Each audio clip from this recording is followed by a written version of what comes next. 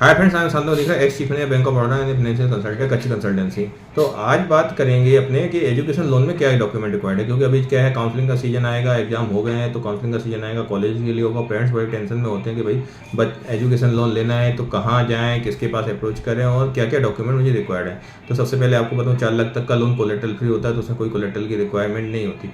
उसमें सिर्फ अपना क्या लगता है कि भाई बच्चे की मार्कशीट 10th की 12th की, और फिर जो भी काउंसलिंग या जिस भी मीडियम से उसको एडमिशन मिलना है, कॉलेज का एक्सेप्टेंस लेटर, कॉलेज से फी डिमांड लेटर, ये सारा लेना पड़ता है। साथ में फादर का अपना केवाईसी रहेगा, मदर का केवाईसी रहेगा, इनकम डॉक्यूमेंट रहेंगे फादर के।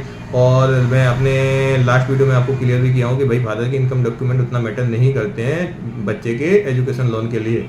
अगर बच्चा अच्छे इंस्टीट्यूट में पढ़ने जा रहा है जिससे अच्छा प्लेसमेंट होता है तो बैंकर उसको दे देते हैं। हाँ, लेकिन अगर क्या ये एजुकेशन इंस्टीट्यूट की वैल्यू नहीं है, प्लेसमेंट का चांस नहीं है, तो फिर बैंकर उसमें फादर की इनकम को कंसिडर करते हैं कि भाई देखते हैं, मतलब कि भाई ये फादर पे कर, बच्चा पे नहीं कर पाएगा तो फादर पे कर पाएंगे क्या, तो वो देखते हैं। अदरवाइज अच्छे कॉलेज में है तो कोई आपको चिंता की बात नहीं है, बैंक इजीली कर देते हैं, आपकी इनकम का उससे कोई लेना देना नहीं है। क्योंकि इसमें क्या होता है, जो बच्चे की फ्यूचर इनकम होती है वो हाइपोथेकेट करती है बैंक।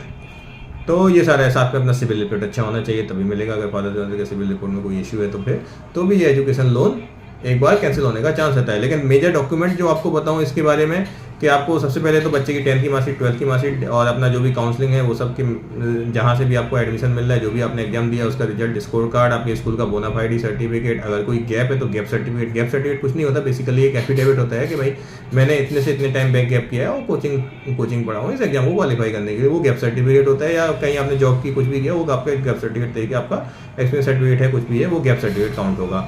और साथ में फादर मदर का इनकम डॉक्यूमेंट, ITR या कोई भी है मामलतदार का आपका इनकम प्रूफ रहेगा, KYC रहेगा। इतने डॉक्यूमेंट पे आपका हो जाएगा 4 लाख और 7.5 लाख तक का लोन। अब आते हैं 7.5 लाख से ऊपर के लोन। अगर आप इससे ऊपर के लोन जाते हो, कोई प्रीमियर इंस्टीट्यूट में आप एडमिशन ले रहे हैं, जो कि बैंक की लिस्ट होती है, हर बैंक की एक लिस्ट होती है जिसमें प्रीमियर इंस्टीट्यूट डिक्लेयर होते हैं, वहाँ पे 10 लाख, 15 लाख, 20 लाख तक का भी लोन कोलेटरल फ्री मिल जाता है। क्योंकि उनकी इतनी रेपुटेशन होती है, वहाँ से बच्चे का सिलेक्शन बहुत अच्छी जगह होना ही होता है, तो वो आपको मिल जाएगा। लेकिन हाँ, अगर वो भी नहीं है तो फिर आपको प्रॉपर्टी कोलेटरल में देनी पड़ेगी। उसके लिए आप अपनी प्रॉपर्टी एक्सप्लोर करके रखिए। प्रॉपर्टी के डॉक्यूमेंट एक बार अपने नियर बाई एडवोकेट से चेक करा लीजिए कि भाई प्रॉपर्टी बैंक में लोनेबल है कि नहीं है। अगर वो चीज़ क्लियर तो साथ में प्रॉपर्टी फाइल की पूरी रेडी रखिए और आपका लोन हो जाएगा। सारे बैंक इसको बड़ी इजीली करते हैं। और कभी भी आपको कोई काउंसलिंग की रिक्वायरमेंट है, एजुकेशन लोन रेट क्या क्या होता है, तो आप मुझे भी कॉन्टैक्ट कर सकते हैं। डिटेल डिस्क्रिप्शन में दी हुई है।